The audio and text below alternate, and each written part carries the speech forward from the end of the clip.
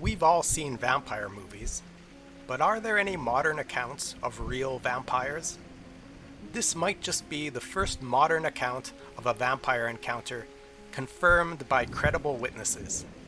This tale, famously recounted by Augustus Hare, a famous and well-respected Victorian author, centers on a terrifying encounter that has left a lasting mark on a local village's folklore. In the eerie countryside of Cumberland lies Croglan Grange, a quaint house with a mysterious past. The Fisher family owned Croglan Grange for centuries, but eventually rented it out to the Cranswell siblings, Edward, Michael, and Amelia, when they relocated to Thorncroft. The Cranswells, new to the area in the 1870s, quickly became well-liked in the local community. They spent a peaceful winter and spring at Croglan Grange, enjoying their new home. But one hot summer night changed everything. After a sweltering day, the Cranswells relaxed on the veranda, savoring the cool evening air. That night, unable to sleep due to the heat, Amelia left her shutters open, feeling secure in the tranquil surroundings.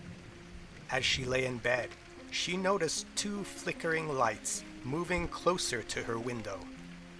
Paralyzed with fear, she watched as a dark figure with glowing eyes approached, scratching at the window.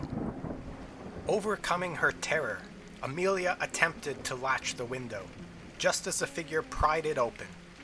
A bony hand reached inside, and the creature, a gaunt figure with blazing eyes, entered the room.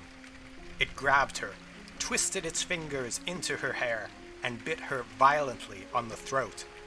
Her screams alerted her brothers, who broke down the door and chased the creature as it fled through the window. Despite Edward's pursuit, the vampire escaped over the churchyard wall. Amelia, though severely injured, survived. She rationalized the event as the work of an escaped lunatic, and, after recovering in Switzerland, insisted on returning to Croglan Grange.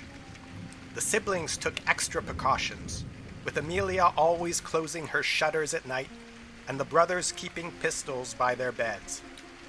The winter passed without incident, but reports of animals found dead with gashes in their throats surfaced in the spring. One night, Amelia was awakened by the familiar scratching at her window. She saw the same hideous face peering in and screamed for her brothers. The creature bolted across the lawn, but this time, Edward's shot wounded it in the leg. Despite the injury, the vampire escaped over the churchyard wall. The next day, the brothers and villagers searched the churchyard and found a crypt with shattered coffins. Inside one intact coffin lay a mummified creature with a fresh bullet wound in its leg. They dragged the body to a holly tree where they burned it, ending the reign of terror of the Croglan vampire once and for all. The tale of the Croglan vampire remains one of Cumberland's most haunting legends, a chilling reminder of the thin line between myth and reality. Augustus Hare himself got his account from the Fisher family themselves, lending a lot of credibility to this, the first corroborated vampire testimony of the modern age. If you're ever interested in a thrill or two, a few raised arm hairs, and a little adrenaline on some creepy night in the future, then you might like to know that visitors to Croglan Grange can still see remnants of the house and the holly tree stump mentioned in the tale. Silent witnesses to the night that terror visited Croglan Grange. Well, that just about wraps up tonight's tale from Lorehound. Join us as we sniff out more of history's most interesting stories. As the hound dog entered the dimly lit library, he sensed an aura of mystery surrounding the ancient scrolls.